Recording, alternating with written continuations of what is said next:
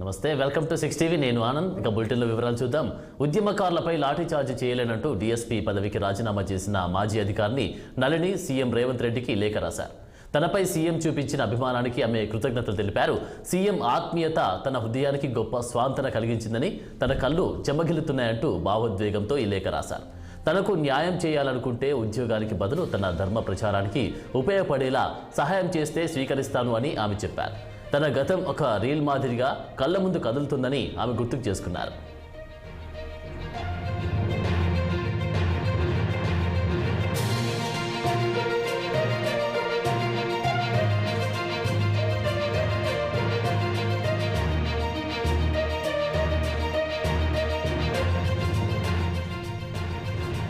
ఇక ప్రస్తుతం నళిని తెలంగాణ ఉద్యమం ఉధృతంగా సాగుతున్న సమయంలో ఉద్యమకారులపై లాఠీచార్జ్ చేయలేనంటూ తన డీఎస్పీ పదవికి రాజీనామా చేశారు.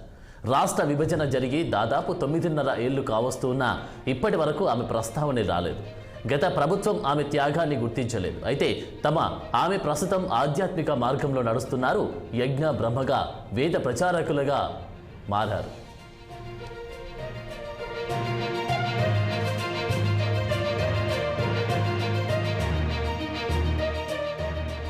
కాగా ఉద్యోగం చేయాలనే ఆసక్తి ఉంటే వెంటనే విధుల్లోకి తీసుకోవాలంటూ సీఎం రేవంత్ రెడ్డి ఇటీవలే ఆదేశాలు జారీ చేశారు.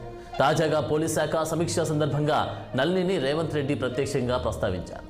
ఆమెకు ఆసక్తి ఉంటే వెంటనే విధుల్లోకి తీసుకోవాలని, ఒకవేళ ఆమెకు అదే పోస్ట్ ఇవ్వడానికి పోలీస్ శాఖ నిబంధనలు అడ్డు వస్తే అదే హోదాతో వేరే శాఖలో ఇవ్వాలని ప్రభుత్వ ప్రధాన కార్యదర్శి డీజీపీలకు సీఎం రేవంత్ రెడ్డి సూచించినట్లు తెలిసింది.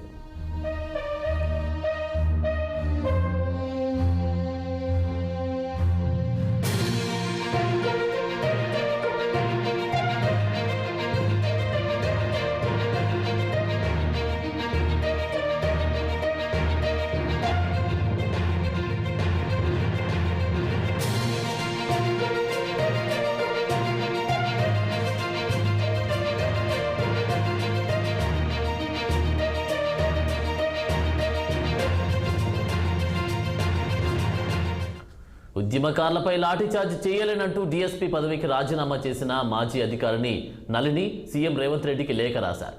తనపై సీఎం చూపించిన అభిమానానికి ఆమె కృతజ్ఞతలు తెలిపారు. సీఎం ఆత్మీయత తన హృదయానికి గొప్ప స్వాంతన కలిగించిందని, తన కళ్ళు చెమ్మగిల్లుతున్నాయంటూ భావోద్వేగంతో ఈ లేఖ రాశారు. తనకు న్యాయం చేయాలనుకుంటే ఉద్యోగానికి బదులు తన ధర్మ ప్రచారానికి ఉపయోగపడేలా సహాయం చేస్తే స్వీకరిస్తాను అని ఆమె చెప్పారు. తన గతం ఒక రీల్ మాదిరిగా కళ్ళ ముందు కదులుతుందని ఆమె గుర్తుకు చేసుకున్నారు. ఇక ప్రస్తుతం నళిని తెలంగాణ ఉద్యమం ఉధృతంగా సాగుతున్న సమయంలో ఉద్యమకారులపై లాఠీచార్జ్ చేయలేనంటూ తన డీఎస్పీ పదవికి రాజీనామా చేశారు. రాష్ట్ర విభజన జరిగి దాదాపు 9.5 ఏళ్లు కావస్తున్నా ఇప్పటి వరకు ఆమె ప్రస్తావనే రాలేదు. గత ప్రభుత్వం ఆమె త్యాగాన్ని గుర్తించలేదు. అయితే ఆమె ప్రస్తుతం ఆధ్యాత్మిక మార్గంలో నడుస్తున్నారు. యజ్ఞ బ్రహ్మగా, వేద ప్రచారకురాలిగా మారారు. కాగా ఉద్యోగం చేయాలనుకునే ఆసక్తి ఉంటే వెంటనే నళిని విధుల్లోకి తీసుకోవాలంటూ సీఎం రేవంత్ రెడ్డి ఇటీవలే ఆదేశాలు జారీ చేశారు. తాజాగా పోలీస్ శాఖ సమీక్ష సందర్భంగా నళినిని రేవంత్ రెడ్డి ప్రత్యేకంగా ప్రస్తావించారు.